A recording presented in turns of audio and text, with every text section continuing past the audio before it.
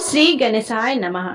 प्रिय श्रोताओं, आज का दिन विशेष है क्योंकि यह पितृपक्ष में आने वाली आश्विन महीने के कृष्ण पक्ष की संकष्टी चतुर्थी है।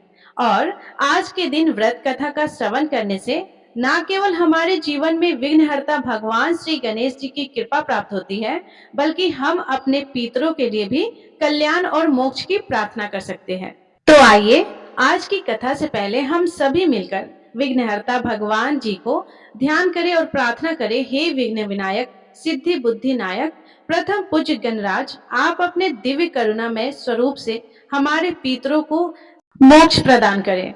जैसे आपने अपने भक्तों के जीवन से हर बाधा को दूर किया है, वैसे ही हमारे कुल की संतानों को भी सदैव सुरक्षित रखें।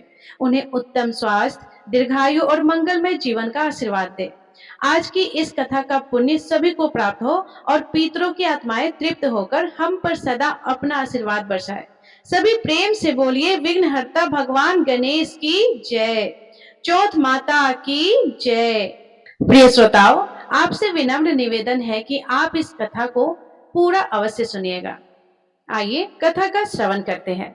पौराणिक और सबसे अधिक प्रचलित श्री गणेश जी की कथा के अनुसार एक बार देवतागण कई विपदाओं में घिरे हुए थे। तब वह सहायता मांगने भगवान शिव के पास आए। उस समय भगवान शिव के साथ गणेश जी और कार्तिकेय जी भी बैठे हुए थे। देवताओं की बात सुनकर भगवान शिव ने गणेश जी और कार्तिकेय जी से पूछा कि तुम में से कौन देवताओं के कष्टों का निवारण कर सकता है। तब कार्तिकेय जी और गणेश जी दोनों ने ही स्वयं को इस कार्य के लिए सक्षम बताया। इस पर भगवान शिव ने दोनों की परीक्षा लेते हुए कहा कि तुम दोनों में से जो सबसे पहले पृथ्वी की परिक्रमा करके वापस आएगा, वही देवताओं की मदद करने जाएगा। भगवान शिव के मुख से यह वचन सुनते ही कार्तिकेय जी अपने वाहन मोड़ पर बैठकर पृथ्वी की परिक्रमा करने के लिए निकल पड़े। परंतु गणेश जी सोच में पड़ गए कि मूषक के ऊपर चढ़कर सारी पृथ्वी की अगर वे परिक्रमा करेंगे तो इस कार्य को तो उन्हें बहुत समय लग जाएगा। तभी उन्हें एक उपाय सूझा। इसी कारण वे बुद्धि के देवता समझे जाते हैं। गणेश जी अपने स्थान से उठे और अपने माता पिता की 7 बार परिक्रमा करके वापस अपने स्थान पर आकर बैठ गए। परिक्रमा करके लौटने पर इधर कार्तिकेय जी स्वयं को विजेता बताने लगे, क्योंकि उन्होंने भगवान गणेश जी को पहले की तरह यथावत अपने स्थान पर ही बैठे हुए देखा। तब भगवान शिव ने गणेश जी से पृथ्वी की परिक्रमा न करने का कारण पूछा। गणेश जी ने कहा कि प्रभु, माता पिता के चरणों में ही तो समस्त लोग होते हैं। यही जानकर मैंने आप दोनों की परिक्रमा कर ली। यह सुनकर भगवान शिव ने गणेश जी को देवताओं के समस्त संकट दूर करने की आज्ञा दी। इस प्रकार भगवान शिव ने गणेश जी को आशीर्वाद दिया कि चतुर्थी तिथि के दिन जो भी भक्त तुम्हारा पूजन करेगा और रात्रि में चंद्रमा को अर्घ्य देगा, उसके तीनों ताप यानी दैहिक, दैविक और भौतिक ताप दूर हो जाएंगे। इस व्रत को करने से व्रतधारी के सभी तरह के दुख दूर होंगे और उसे जीवन में सभी प्रकार के भौतिक सुखों की प्राप्ति होगी। चारों दिशाओं से मनुष्य की सुख समृद्धि बढ़ेगी। पुत्र पौत्र आदि और धन ऐश्वर्य की कोई कमी नहीं रहेगी। यही कारण है कि भगवान श्री गणेश जी को विघ्नहर्ता भी कहा जाता है। अश्विन कृष्ण संकष्टी चतुर्थी के विषय में हस्तिनापुर में उपस्थित धर्मराज युधिष्ठिर ने भगवान श्री कृष्ण से पूछा कि हे कृष्ण, मैंने सुना है कि अश्विन कृष्ण चतुर्थी को संकष्टी चतुर्थी या संकटा चतुर्थी कहते हैं। उस दिन किस तरह से गणेश जी की पूजा करनी चाहिए? हे जगदीश्वर, आप कृपा करके मुझसे विस्तार पूर्वक कहिए। श्री कृष्ण जी ने उत्तर में कहा कि हे धर्मराज, प्राचीन काल में यही प्रश्न पार्वती जी ने गणेश जी से किया था कि हे देव, करवार मास अर्थात आश्विन मास में किस प्रकार गणेश जी की पूजा की जाती है, उसके करने का क्या फल होता है, मेरी जानने की इच्छा है। यह सुनकर हंसते हुए गणेश जी ने कहा कि हे माते, सिद्धि की कामना रखने वाले व्यक्ति को चाहिए आश्विन मास में कृष्ण नामक गणेश की पूजा पूर्वक्त विधि से करे। इस दिन भोजन ना करे और क्रोध, पाखंड, लोभ आदि का परित्याग कर गणेश जी के स्वरूप का ध्यान करते हुए पूजन करे। आश्विन मास के कृष्ण पक्ष की चतुर्थी का व्रत सभी संकटों का नाश करने वाला है। इस दिन हल्दी और धूप से हवन करने से सप्तद्वीप वाली पृथ्वी का राज हस्तगत अर्थात प्राप्त होता है। एक समय की बात है, वानासुर की कन्या उषा ने सोते समय अनिरुद्ध का स्वप्न देखा। अनिरुद्ध के विरह से वह इतनी कामसक्त हो गई कि उसके चित्त को किसी भी प्रकार से शांति नहीं मिल रही थी। उसने अपनी सहेली चित्रलेखा से त्रिभुवन के संपूर्ण प्राणियों के चित्र बनवाए। जब चित्र में अनिरुद्ध को देखा तो कहने लगी कि हाँ, मैंने इसी व्यक्ति को स्वप्न में देखा था, इसी के साथ मेरा प्राणी ग्रहण भी हुआ था। हे सुजागने, यह व्यक्ति जहां कहीं भी मिल सके ढूंढ कर लाओ, नहीं तो इसके वियोग में मैं अपने प्राण त्याग दूंगी। अपनी सखी की बात सुनकर चित्रलेखा बहुत स्थानों में खोज करती हुई आखिरकार द्वारकापुरी में आ पहुंची। वहां अनिरुद्ध को पहचान कर उसने उसका उपहरण कर लिया, क्योंकि वह राक्षसी माया जानने वाली थी। वह अनिरुद्ध को उठाकर गोधूली बेला में वानासुर के नगरी में प्रवेश कर गए। इधर प्रद्युम्न को पुत्र शोक के कारण असाध्य रोग से ग्रसित होना पड़ा। अपने पुत्र प्रद्युम्न के और फिर पौत्र अनिरुद्ध की घटना से श्री कृष्ण जी भी व्याकुल हो उठे। रुक्मणी भी पौत्र के दुख से दुखी होकर बिलखने लगी। पतिव्रता रुक्मणी खिन्न मन से श्री कृष्ण जी से कहने लगी कि हे नाथ, हमारे प्रिय पौत्र का किसने हरण कर लिया, या फिर वह अपनी ही इच्छा से गया है। मैं आपके सामने शोकाकुल होकर अब अपने प्राण त्याग दूंगी। रुक्मणी जी की ऐसी बातें सुनकर श्री कृष्ण जी यादवों की सभा में उपस्थित हुए। वहां उन्होंने परम तेजस्वी लोमस ऋषि के दर्शन किए। उन्हें प्रणाम कर श्री कृष्ण ने सारी घटना कह सुनाई। तब श्री कृष्ण ने लोमस ऋषि से पूछा कि हे मुनिवर, हमारे पौत्र को कौन हरण करके ले गया है, या कहीं वह स्वयं तो नहीं चला गया है? हमारे बुद्धिमान पौत्र का किसने अपहरण कर लिया, यह बात मैं नहीं जानता हूँ, और उसकी माता पुत्र वियोग के कारण बहुत दुखी हो रही है। श्री कृष्ण की यह बात सुनकर लोमस मुनि ने कहा कि हे कृष्ण, वानासुर की कन्या उषा की सहेली चित्रलेखा ने आपके पौत्र का हरण कर लिया है और उसे वानासुर के महल में छिपा कर रखा है। यह बात नारद जी ने स्वयं बताई है। आप अश्विन मास के कृष्ण चतुर्थी संकटा का अनुष्ठान कीजिए। इस व्रत के करने से आपका पौत्र अवश्य ही मिल जाएगा। ऐसा कहकर लोमस मुनि वन में चले गए और उन्होंने संकटा व्रत करने का उपदेश दिया। श्री कृष्ण जी ने लोमस ऋषि के कथन के अनुसार इस व्रत को किया। श्री गणेश जी माता पार्वती से कहते हैं कि हे देवी, इस व्रत के प्रभाव से उन्होंने अपने शत्रु वानासुर को पराजित कर दिया। यद्यपि उस भीषण युद्ध में मेरे पिता अर्थात शिव जी ने वानासुर की बड़ी रक्षा की थी, फिर भी वह परास्त हो गया। भगवान श्री कृष्ण ने तब कुपित होकर वानासुर की सहस्त्र भुजाओं को काट डाला। ऐसी सफलता मिलने का कारण व्रत का प्रभाव ही था। श्री गणेश जी को प्रसन्न करने और संपूर्ण विघ्नों का नाश करने के लिए इस व्रत के समान दूसरा कोई व्रत नहीं है। विश्व भ्रमण और तीर्थ भ्रमण की निमित्त बढ़कर शुभदायक व्रत कोई नहीं है। श्री कृष्ण जी कहते हैं कि हे राजन, संपूर्ण विपत्तियों के विनाशार्थ इस व्रत को अवश्य ही करना चाहिए। इसके प्रभाव से शत्रुओं पर आप विजय लाभ करेंगे और राज्याधिकारी होंगे। इस व्रत के महात्म्य का वर्णन तो बड़े बड़े विद्वान भी नहीं कर सकते। हे कुंती, तने मैं इसका स्वयं अनुभव किया और यह मैं आपसे सत्य कह रहा हूँ। भगवान श्री कृष्ण के श्री मुख से आश्विन कृष्ण संकष्टी चतुर्थी की व्रत कथा के महात्म्य को सुनकर फिर धर्मराज युधिष्ठिर ने भी इस व्रत को धारण किया, जिससे उनके सभी विघ्नों का नाश हुआ और उन्हें खोया हुआ धन सुख वैभव फिर से प्राप्त हो गया। चतुर्थी तिथि के दिन स्नान करने के बाद सोने, चांदी, तांबे, पीतल या मिट्टी से बनी भगवान गणेश जी की मूर्ति स्थापित करनी चाहिए। गणेश जी को स्नान कराने के बाद जनेऊ धारण कराना चाहिए। अबीर, गुलाल, चंदन, सिंदूर, इत्र आदि अर्पित करे, वस्त्र अर्पित करे, अक्षत चढ़ाए, फूलों से श्रृंगार करे, गणेश मंत्र बोलते हुए दुआ चढ़ाए, भगवान को लड्डुओं का भोग लगाए, कपूर जलाए, धूप दीप से आरती करे। पूजा करने के बाद भगवान से क्षमा याचना करे। अंत में प्रसाद अन्य भक्तों को बांटे। अगर संभव हो तो घर में ब्राह्मणों को भोजन कराए, दक्षिणा दे। इस प्रकार भगवान गणेश को समर्पित संकष्टी चतुर्थ का व्रत किया जाता है। इस कथा को सुनने वाले सभी भक्तों की मनोकामना भगवान गणेश पूर्ण करते हैं। प्रेम से बोलिए गणपति बप्पा की जय। संकष्टी चतुर्थी के दिन जब तक चौथ माता की कथा न सुनी जाए, कथा या व्रत का पुण्य फल प्राप्त नहीं होता। तो प्रिय श्रोताओ, अब सभी सुनिए चौथ माता की कथा। प्राचीन कथा के अनुसार एक बार एक सेठ सेठानी थे। उनके एक बेटा और बहू भी थे। बहू सबको भोजन कराकर फिर स्वयं भोजन करा करती। उनकी एक पड़ोसन ऐसी भी थी जो रोज बहू से पूछती कि बहू आज क्या बनाया है। बहू कहती कि डंडूबासी।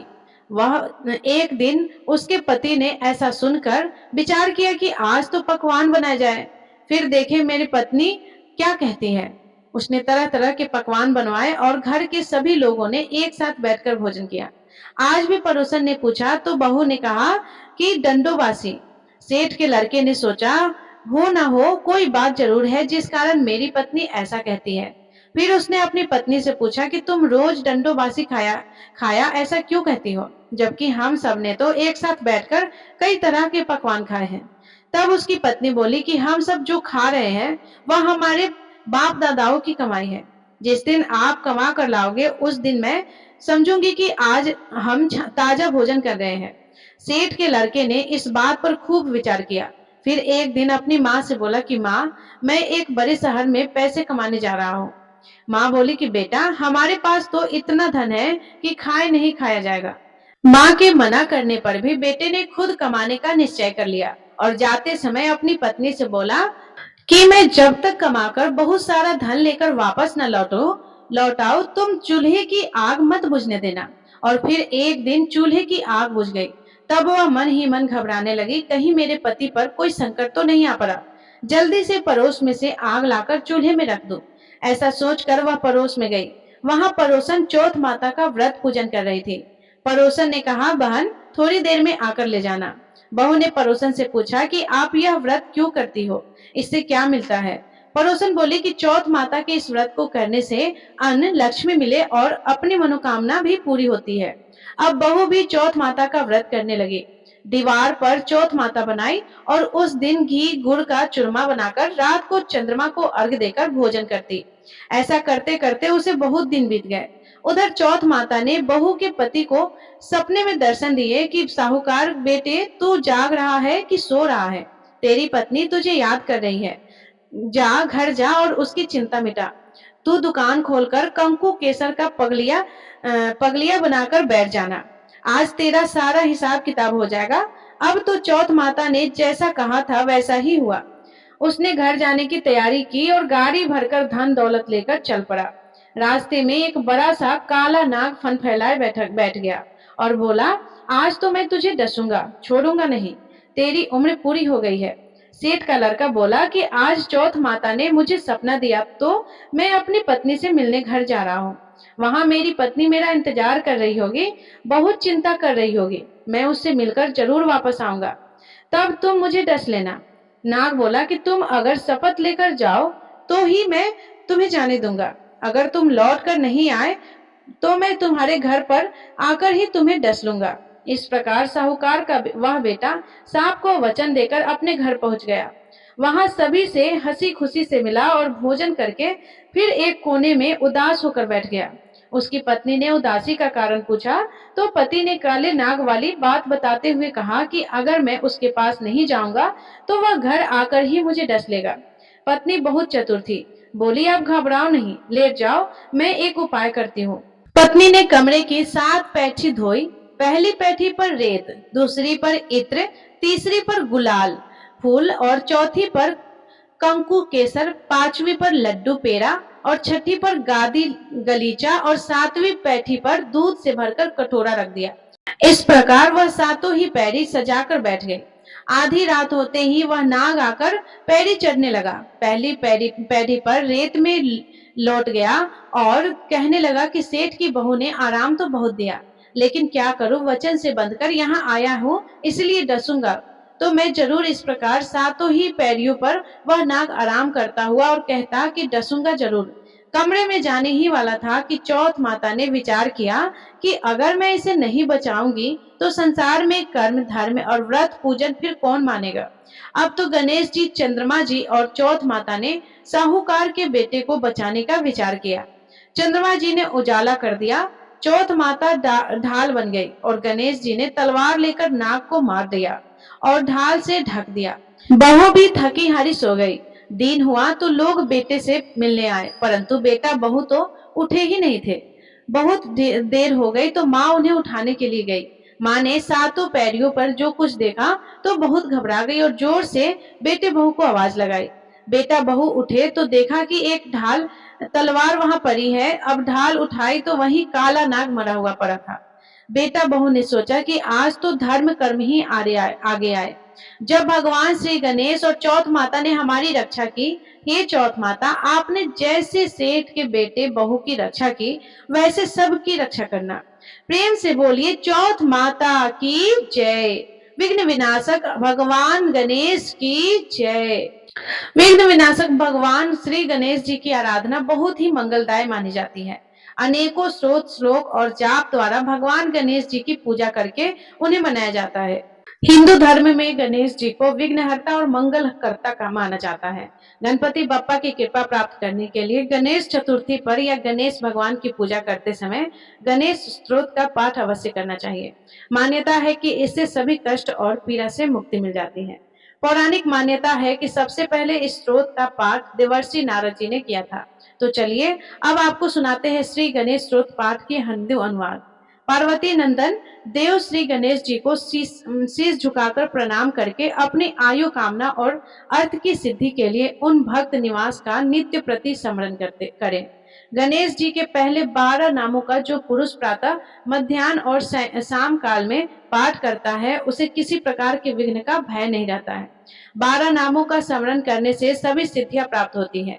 गणेश जी का नाम पहला वक्रतुंड अर्थात टेढ़ी सुर वाले, दूसरा एक दंत अर्थात एक दांत वाले, तीसरा कृष्ण पिंगलाक्ष अर्थात काली और भूरी आंखों वाले, चौथा गजवक्त्र अर्थात हाथी के समान मुख वाले, पांचवा लंबोदर अर्थात बड़े पेट वाले, छठा विकट अर्थात विकराल, सातवां विघ्न राजेंद्र अर्थात विघ्नों का शासन करने वाला राजधिराज, आठवां धूम्रवर्ण अर्थात धूसर वर्ण वाले, नौवां बालचंद्र अर्थात जिनके ललाट पर चंद्रमा सुशोभित है, 10वां विनायक, 11वां गणपति और 12वां गजानन।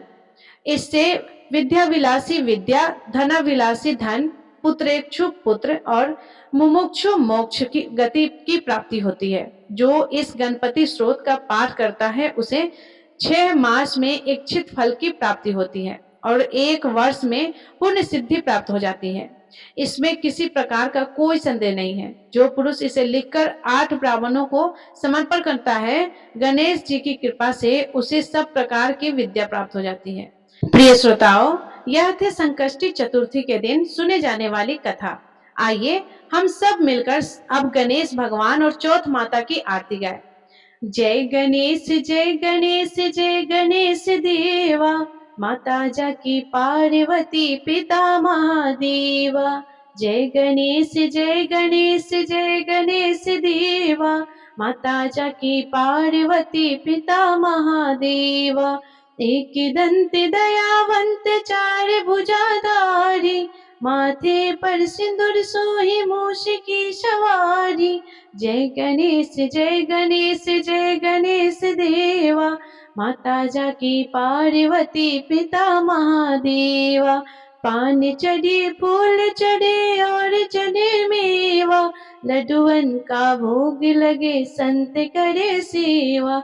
जय गणेश जय गणेश जय गणेश देवा, माता जाकी पार्वती पिता महादेवा। अंधन को आँख देते, कोढ़िन को काया, बांझन को पुत्र देते, निर्धन को माया। जय गणेश जय गणेश जय गणेश देवा, माता जाकी पार्वती पिता महादेवा। सूर्य शाम शरण आए, सफल की जो सेवा, माता जाकी पार्वती पिता महादेवा। जय गणेश जय गणेश जय गणेश देवा, माता जाकी पार्वती पिता महादेवा। दीनन की लाज रखो शंभु सत्कारी, कामना को पूरा करो जाओ बलिहारी। जय गणेश जय गणेश जय गणेश देवा, माता जाकी पार्वती पिता महादेवा। जय गणेश जय गणेश जय गणेश देवा, माता जाकी पार्वती पिता महादेवा। ओम जय श्री चौथ मैया, मैया जय श्री चौथ मैया। सच्चे मन से सुमरे, सच्चे मन से सुमरे, मेरे सब दुख दूर भया। ओम जय श्री चौथ मैया। ऊंची पर्वत मंदिर शोभाती भारी, मैया शोभाती भारी। देव देखत रूप मनोहर, देखत रूप मनोहर, असुरन भयकारी। ओम जय श्री चौथ माता। मैया महाश्रृंगार सुहावन, ऊपर छात्र फिरे, मैया ऊपर छात्र फिरे। सिंह की सवारी सोहे, सिंह की सवारी सोहे, कर में खडर धारे। ओम जय श्री चौथ मैया। बाजत नौबत द्वारे, अरु मृदंग डमरू, मैया अरु मृदंग डमरू। 64 योगिनी नाचत, 64 जोगिनी नाचत, नृत्य करत भैरू। ओम जय श्री चौथ मैया। बड़े बड़े बलशाली, तेरा ध्यान धरे मैया, तेरा ध्यान धरे मैया। ऋषि मुनि मुनि नर देवा, ऋषि मुनि नर देवा, चरणों में आने पड़े।